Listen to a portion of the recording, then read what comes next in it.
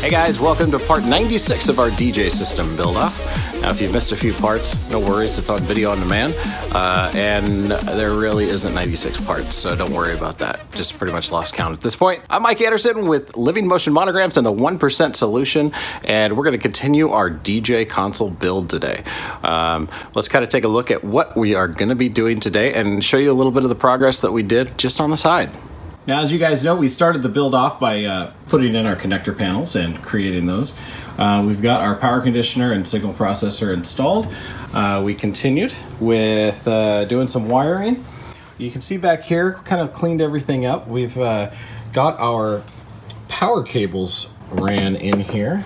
I want to show you guys a couple things about that. As I mentioned before, one of the kind of little tricks you can do is with all the foam and stuff is just put a slice in it and then use those to hold your cables in place. And what I've tried to do here is just kind of keep the power cables as much away from our signal cables as possible. I'm sure it's not going to cause too much interference, but you know, it's better to be safe than sorry, and you know, we want to avoid as much of that as possible. We've got kind of everything taped down and locked down as we kind of come over here. We've also, since the last video, I installed our power supplies, if you could see down here, for our wireless, we'll get in nice and close here, for our wireless mic system. Got our Shure power supplies here and screwed in, and really I'm just kind of trying to utilize as much space as possible. One of the things we've got is I've got most of my power and everything ran up this side of the box and out the back. We've got another power supply back here for our additional monitor that we're going to be using as well.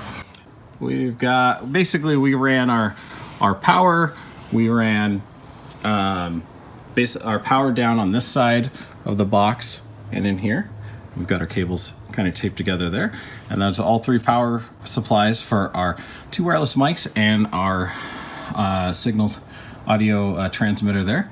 And then the other cables are ran kind of just down the middle, and I think that's what we're going to end up doing with most of our cables to the console itself, or our media to our Denon Mixer, is run them pretty much up the center and have them kind of marry up with the mixer with everything else. So, and now today, one of the things we're going to be doing is continuing to clean things up. We're going to install a few more components here.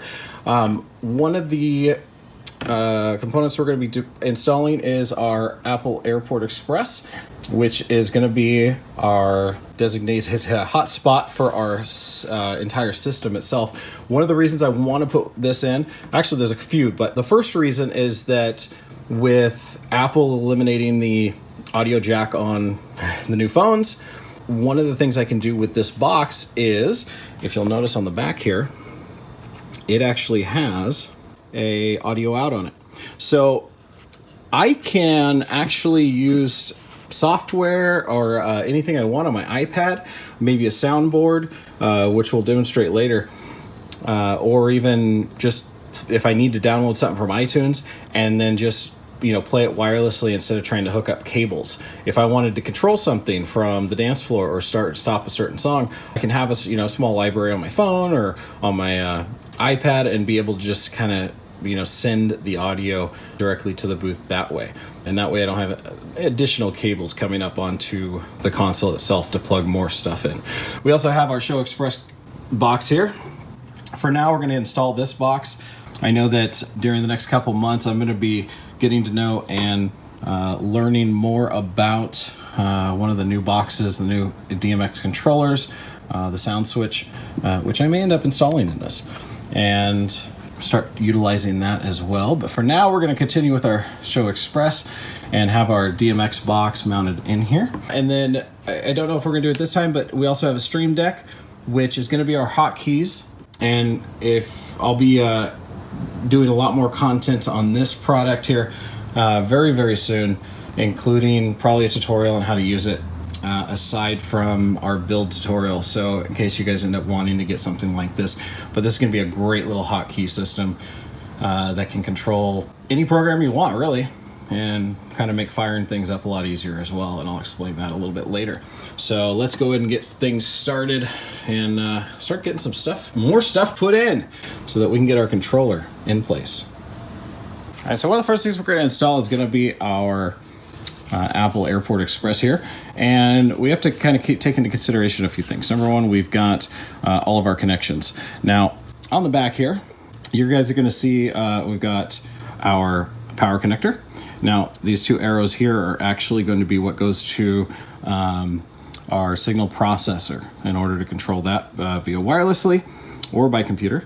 And then if we had internet, then you could also tap in directly into here. But the whole point of doing a wireless hotspot, it's not to have internet and be able to download stuff, but it is in order to have the capabilities of communicating with our mixer and all of our components that we're going to be using that day without having interruptions from other, networks or other devices.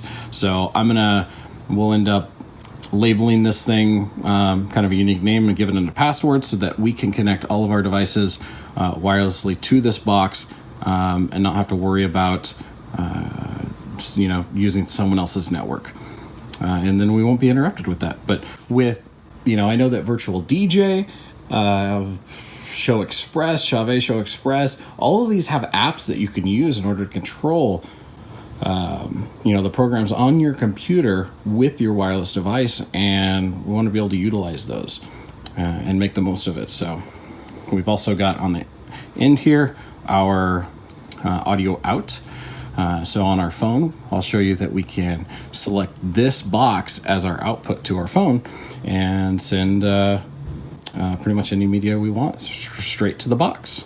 And to attach this is really easy because these boxes have black carpeting on them. I just use some Velcro strips, and we only need the hook side of this because the hook side will, in fact, attach to the carpet quite well and stay in place. Now, if you don't have carpet, you could always use both sides and just put the other softer side on your system itself, but we won't need to in this situation.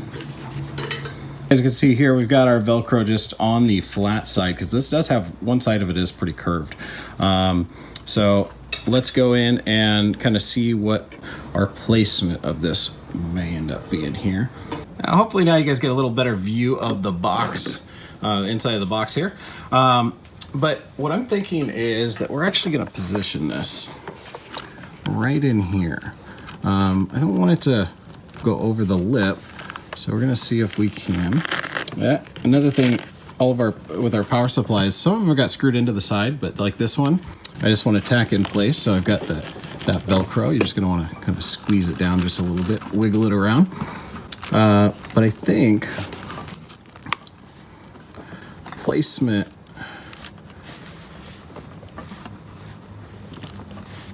pretty good right about here. And then I'm gonna take the tape off these wires. It's usually better to maybe, all these tacks that I've got, very, very simple. And let me see if you guys can guess what I use in order to make those. That's right, gaff tape. So what we do, I want to make some easy little tacks. I'll rip a little strip off here, and we're gonna make some of these. And I usually do two different kind of types. If I know I'm gonna leave it this way, then I might have it wrap around the cable twice. If I want it to be something that's a quick kind of release in case I need to pull something off, then one of the things that I do is if you just kind of go around once, then say like this one that I have, I think this one is going around maybe once, then it's very easy just to, pull on the cord and be able to, reposition it and pull it off. Just in case, if there are any cables that you guys want to make adjustments to at the event, or if you need to pull something out of the case. Most of the stuff, though, will be just left in place. So let's get this, we got our box kind of mounted in here. And while that's there, before we kind of do anything permanent, let's take a look at our other box, which is going to be our lighting controller. And we've got our Velcro already on here. But on this side, we've got a couple connectors. We've got our XLR and our USB input. But on the other side, we also have a couple lights. We've got our power indicator and our PC link. One of the things I really want to do is make sure that we're able to see this, there we go, this PC link light and power. I don't want to, it seems like it would be good to install it this way, but then we can't see if there's an issue. I can actually visually see in the back of the case if I've actually got PC link or not. And that's going to be something that will help you with problem solving if for some reason something's not working at the event. But let's see if we've got enough room. If we do, maybe something like this, and that should leave us plenty of room. So if we need to take a little look at the event, then one of the things we can do is kind of look over our controller and kind of visually see if what lights we have that are turned on there. So now we've got our two boxes installed there. I'm going to go ahead and do some wiring, and we'll see how it ends up turning out.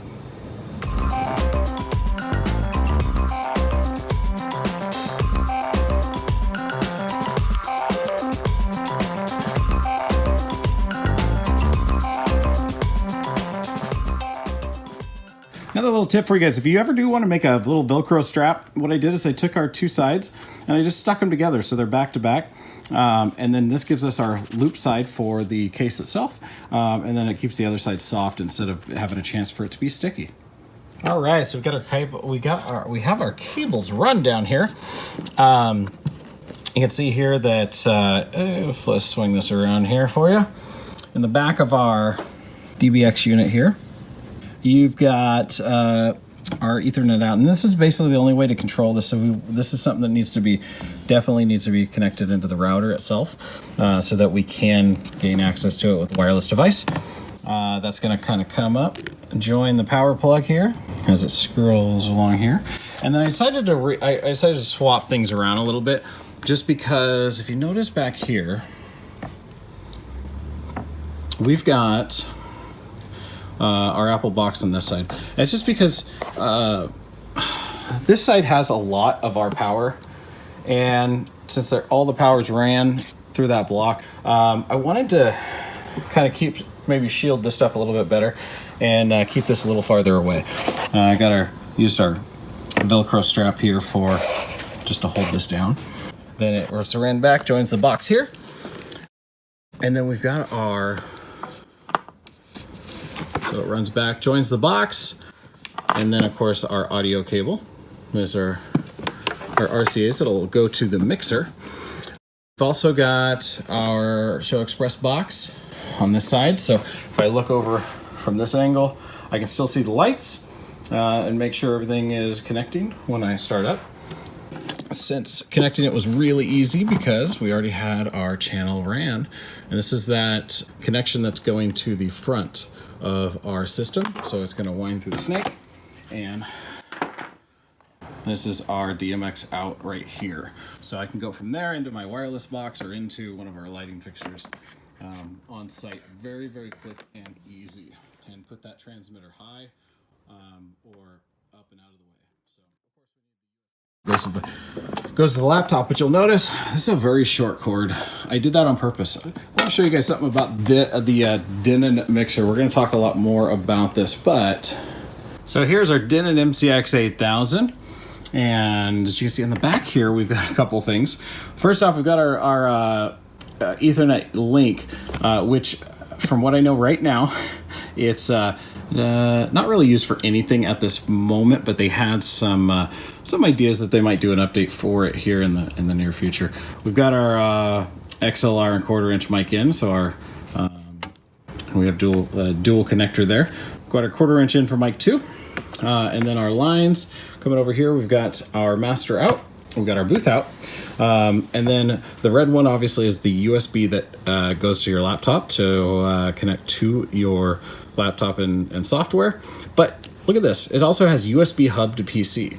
What this is actually just a designated USB hub. This goes not through the controller, but it actually connects directly from here to your laptop through the USB cable. So we're going to actually plug our lighting controller into this, and so that when we plug in our controller, it will directly connect, and this unit here turns into a PC hub. So it's pretty cool, and it's going to save just one more cable that has to go up to the laptop.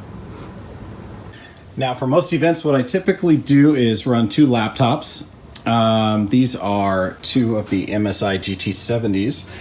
So I have backup up and ready to go. And if I'm doing any type of video, such as like projector mapping or anything like that, then I utilize the right side laptop for my video and left side for DJing. But when you have gaming laptops, you also have very large power supplies. So we also have to find a location and some room to fit both of these in here comfortably that are not going to impede too much stuff. So as you guys can see here, we've got the power supplies in here. I did decide to go just in the kind of sideways format here instead of side by side, just because it's symmetrical. Yeah, and then they'll lay flat and have a little bit more surface. The 2 hot power supplies won't be butted up against each other. But keep in mind, before we plug anything in, I've got everything on our power conditioner unplugged, because before we test anything out, one of the things I do want to do is make sure, because we did our own wiring on this with the front panel, we obviously want to make sure that we wired it correctly. And so we can go ahead and take our plug, twist lock in. Now, one of the reasons I love this power conditioner is because it actually will tell me if what I'm plugged into is clean power, if it's wired correctly, or if there's a weird voltage issue. But if your power conditioner doesn't actually have this, or you don't trust it, definitely suggest buying just a little, $5 tester, because this will allow you to plug into the outlets, and as long as you have 2 orange lights there, everything is wired up correctly. So you can I use this at my events before I plug my system into the power, just to make sure everything is up to par, and I'm not going to damage any of my equipment with the power that is supplied to me. So now we've got we know our power is good. We can start plugging things back in and making sure that everything is functional here. It's kind of nice getting to we're getting close to our ending here. Got our power cords here. You also want to be aware of how the power cords are ran, because you want to avoid putting a lot of stress on these. So if you do have to do like a little round turn for a tight corner like that, it's probably better to do it. So we've got our clean power. Microphone receivers are powering on. Our wireless transmitter's powering on. We still have to run power for our DBX unit that is down here.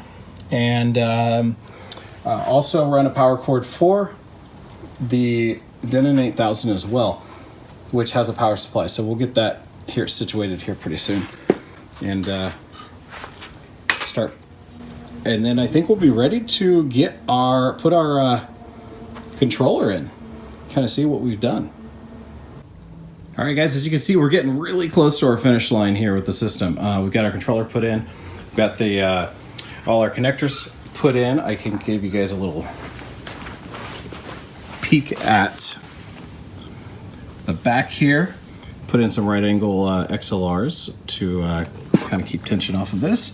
And then the next step is going to be kind of connecting the rest of the wires and finishing up our wiring. But I wanted to show you guys also my second configuration. So I can either do 2 laptops on top, or as you can see here, we've got the second monitor, and obviously I've got less space than in my old one, so I might end up having to do some trimming and stuff, or do a smaller screen if I can help it not.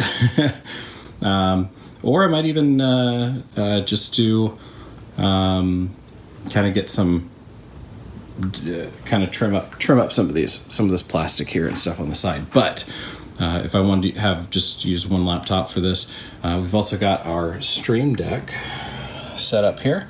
So this is going to be our hotkeys. So if we can actually set this thing up to launch programs, we can use it as hotkeys itself. So if we wanted to say, left to right play or fade, we can actually program that into this controller. Really, really handy. I use this for my live streams, but we're gonna give it a shot with the DJ console and see what we can do with it. So in the back here, we've got some wires. We got all of our power cables. We're also gonna run an HDMI to our second monitor there. And one of the ways that I do this is just kind of start to connect our wires, and to leave.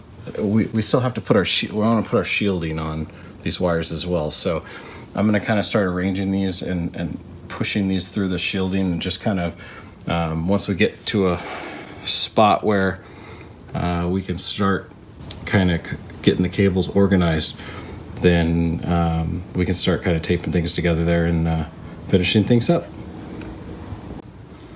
All right, guys, we got everything wired up here. You can see we pretty much are kind of completed on the build here, but I did want to show you everything fired up of doing just a second screen, and pretty much any laptop does it, so it might be something you guys might be interested in doing. But we just took the HDMI output there, brought it over, and extended our display, so now we can run our programs, have a little bit more real estate for our instead of switching back and forth between windows. The back side here looks pretty clean. A few more touch-ups to do, but it'll all fold down, and laptops will go in our little transport case over here. So now this may be the end of our build series videos, but don't worry. I will be doing additional videos that will be included in this playlist on the different components of this system. So we'll talk about the Shure wireless mics. We're going to talk about tips and tricks on the Denon MCX 8000, including updating. We'll also go in depth on how to use the DBX system and Stream Deck, as well as setting up the Apple Airport Express. So make sure you subscribe to the channel to get those updates of when those videos will be released. I did want to let you know that I will be doing some tutorials on how to use the Stream Deck and how to make icons and program it. It's a very, very simple, and I hope that it ends up being possibly a tool that might help you guys out. If we could speed anything up, then it's well worth it. Well, guys, that's going to wrap things up for our system build off. I hope you guys have really enjoyed this series of tutorial videos. And really, the tutorial videos themselves, not telling you exactly how to do things, but my hopes is that it inspires you to be able to do something with your own system. If it helps you organize, clean things up, or make setting up or tearing down a lot quicker, then hey, it was well worth it. I really appreciate you guys tuning in. If the videos helped you out, make sure you guys pound that like button. It really helps me out. And if you haven't already and you want to be involved and notified of future uploads of tutorials, make sure you guys subscribe to the YouTube channel, Living Motion Monograms, in the subscription, and hit the subscription button below. If you want to be notified of when videos get uploaded or when we go live for live streams to answer questions, then go ahead and hit that little bell icon next to the subscription button. If you guys want to check us out on Facebook, check out our Facebook groups. That's Living Motion Monograms and the 1% Solution. Once again, guys, thanks so much for tuning in. Really appreciate it, and I hope this has been helpful and informative for you guys all. We'll see you guys on the next one. Now, if you enjoyed the video, leave a like and subscribe to the channel to join the 1% Solution family so you don't miss out on any new videos or live streams that happen. Thanks for watching.